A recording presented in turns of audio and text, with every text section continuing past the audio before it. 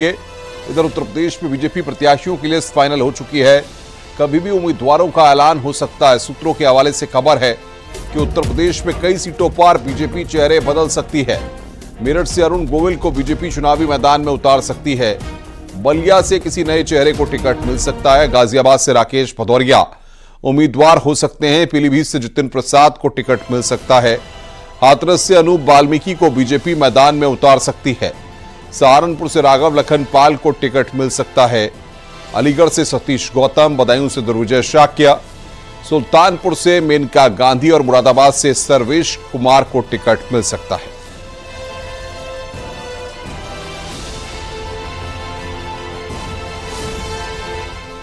लोकसभा चुनाव से पहले बीजेपी का कुनबा लगातार बढ़ रहा है। पूर्व वायुसेना अध्यक्ष राजेश कुमार सिंह भदौरिया बीजेपी में शामिल हो गए हैं। दिल्ली में बीजेपी मुख्यालय में पार्टी के महासचिव विनोद तावड़े और केंद्रीय मंत्री अनुराग ठाकुर ने उन्हें पार्टी की सदस्यता दिलाई है। सूत्रों के मुताबिक राकेश कुमार सिंह भदौरिया को बीजेपी गाजियाबाद से उम्मीदवार बना सकती है।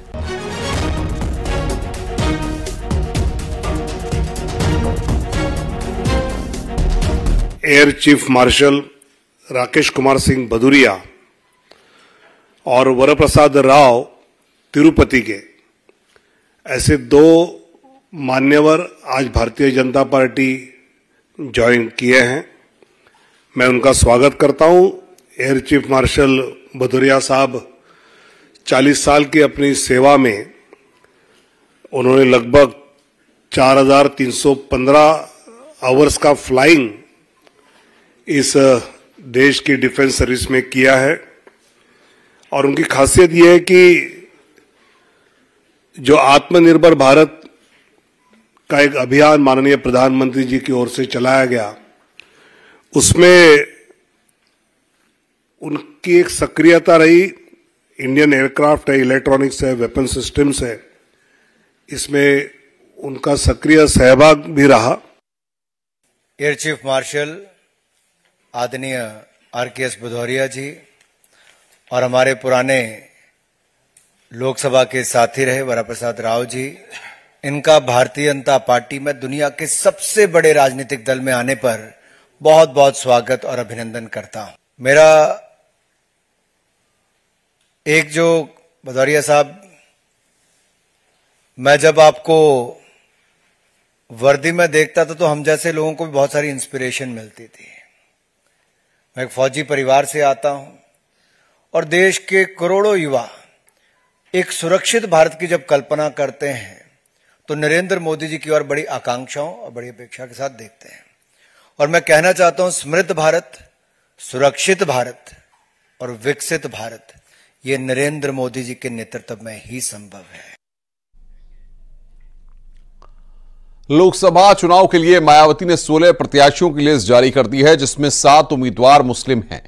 ऐसे में माना जा रहा है कि कई सीटों पर समाजवादी पार्टी और बीएसपी आमने सामने होंगी और इसका सीधा फायदा बीजेपी को होगा। आपको रिपोर्ट दिखाते हैं।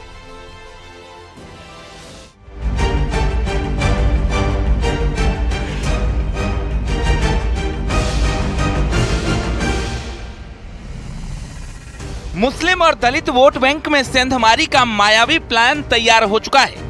बीएसपी ने उत्तर प्रदेश में उन सीटों पर मुस्लिम उम्मीदवारों पर दांव खेला है जहां अखिलेश यादव को खुली चुनौती मिलने वाली है, क्योंकि अखिलेश यादव भले ही पीडीए यानी पिछड़ा दलित और अल्पसंख्यक वोट बैंक को पाले में लाने की कोशिश कर रहे हों, लेकिन मायावती ने जो चक्रव्यूह की रचना की है उसमें एमओआई की तरह अखिलेश के पीडीए फॉर्मूले को भी बड़ा झटका लग सकता है।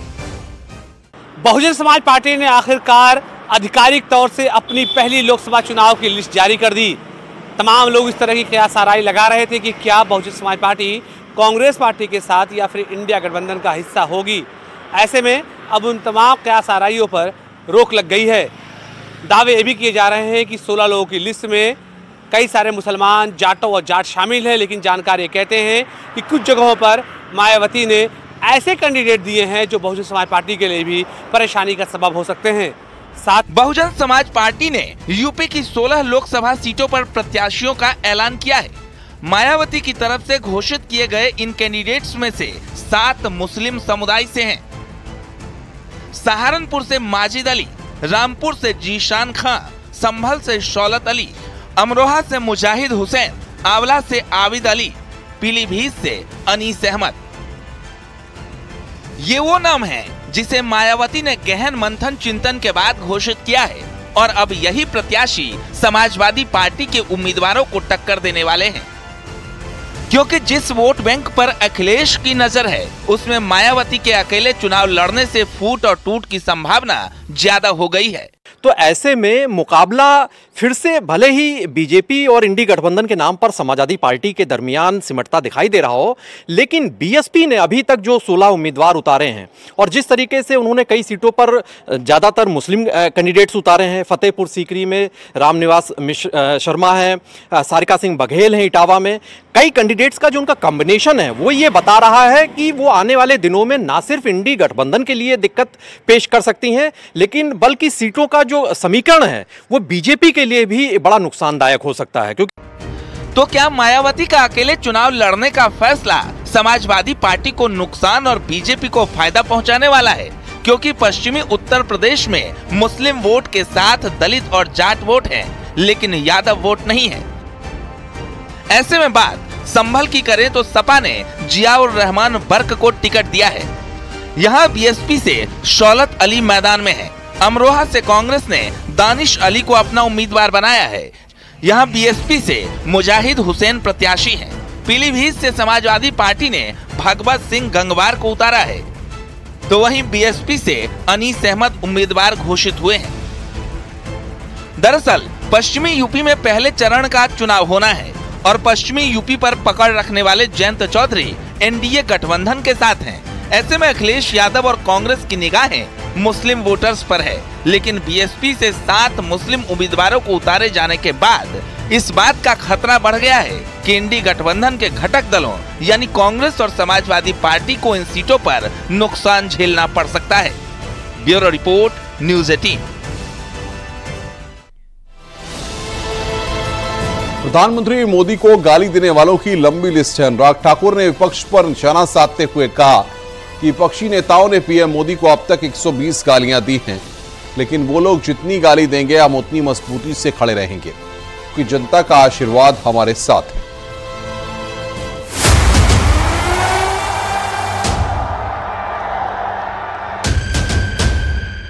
गुजरातमध्ये जिथे मोदी जन्माला आले त्याच्या बाजूला दाहोद नावाचं गाव आहे, तेथे औरंगजेब जन्माला आला। तुम्हारे पास परिवार नहीं है और तुम हिंदू भी नहीं है। मोदी जी चाहते कि आप दिन भर मोबाइल पे रहो, जय श्री राम बोलो और भूखे मर जाओ।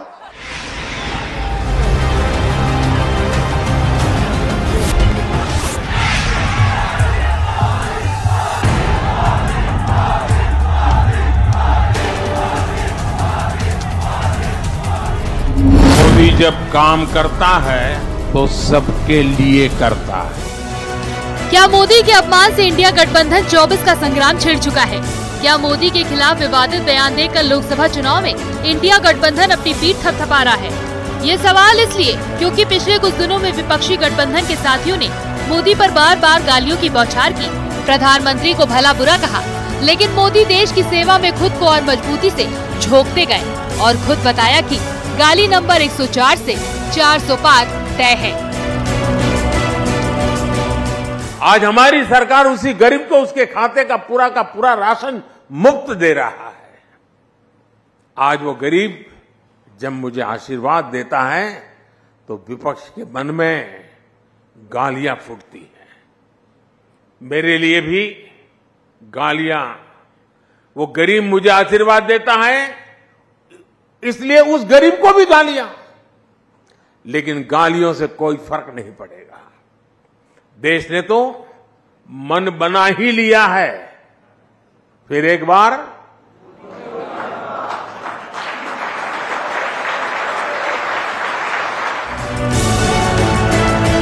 इंडिया गठबंधन में प्रधानमंत्री मोदी के खिलाफ अपमानजनक बयान देने वाले नेताओं की लंबी फहरिस्त है, जिस पर बीजेपी के बड़े बड़े नेता कांग्रेस और उसके गठबंधन साथियों को वार्निंग दे रहे हैं। अनुराग ठाकुर ने कहा, अभी तक पीएम मोदी को विपक्ष ने 120 गाली दी। ये 420 करने वाले ना जाने देश के प्रधानमंत्री को और कितनी गाली देंगे। अपशब्द गालियों का भंडार जो इनकी नफरत की दुकान में है, वो आज बाजार में आ गया है। 120 गाली अब तक हो चुकी है मोदी जी के खिलाफ। ये 420 करने वाले ना जाने कितनी गाली और निकालने के लिए तैयार हैं। जिनके पास ना नेता है, आज भी नेता ढूंढने की फिराक में है। नीति तो इनके पास कभी थी ही नहीं, और नियत में खोट पहले दिन से नजर आ रहा था। इन्होंने अपना रूप तो बदला है, लेकिन साफ नजर आता है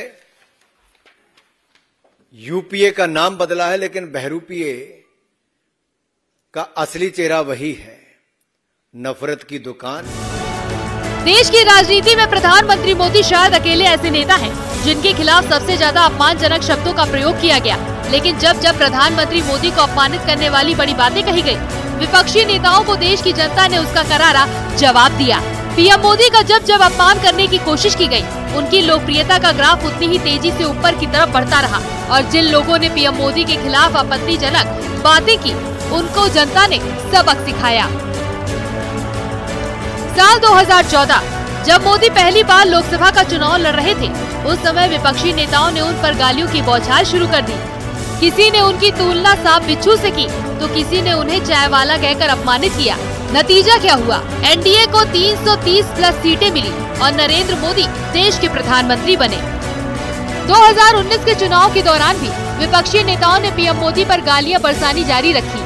राहुल गांधी ने चौकीदार चोर है का नारा दिया, तो दूसरे विपक्षी नेताओं ने भी पीएम मोदी के लिए हिटलर, तानाशाह, दुर्योधन और रावण जैसे शब्दों का प्रयोग किया। इस चुनाव में एनडीए को 350 प्लस सीटें मिली। 2024 में अब पीएम मोदी की तुलना औरंगजेब से की जा रही है। कोई उनके परिवार को लेकर सवाल उठा रहा है, तो कोई उनके सिर पर गोली चलाने की बात कह रहा है। तो क्या इस बार पीएम मोदी की 400 पार वाली भविष्यवाणी सच होने जा रही है? क्योंकि पिछले कुछ दिनों में इंडी गठबंधन के नेताओं ने लगातार प्रधानमंत्री को लेकर अपमानजनक बातें कही हैं और अब खुद प्रधानमंत्री मोदी ने ऐलान किया है कि इंडी गठबंधन के नेता उन्हें चाहे कितनी भी गाली दे, लेकिन लोकसभा के चुनाव में बीजेपी की जीत तय है। 140 करोड़ देशवासी, यही मेरा परिवार है। मेरा भारत, मेरा परिवार। Bureau report, news 18।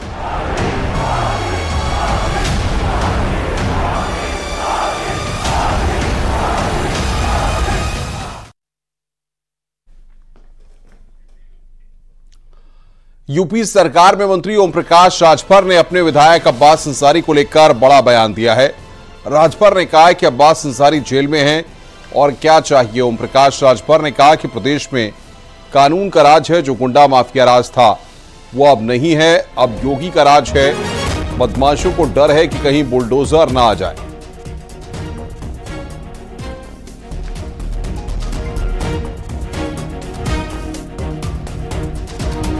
उनका राज है, जो गुंडा माफिया राज लोग कहा करते थे, अब वो नहीं है। अब ये योगी जी का राज है। सब लोग डरते हैं कि कहीं बुलडोजर न आ जाए। आपने कहा कि माफियाओं पे लगाम लगा है, बुलडोजर चल गया है। माफिया है जो योगी जी ने लगातार कार्रवाई किया, मुख्तार अंसारी और उनके बेटे हैं अब्बास अंसारी, जो आपके पार्टी से विधायक बने हुए हैं। तो ये कैसे माना जाए कि सच में माफियाओं पे बहुत ज्यादा है? कहाँ विधायक तो हैं, कहाँ इस समय विधायक तो आप ही के दल से हैं। तो हम क्या पूछ रहे हैं? जेल में हैं। तब अब क्या चाहिए? मतलब अब्बास अंसारी माफिया के बेटे हैं, मानते हैं आप ऐसा? रुक रहे हैं यहां पर एक ब्रेक के लिए। खबरों का सिलसिला लगातार जारी है।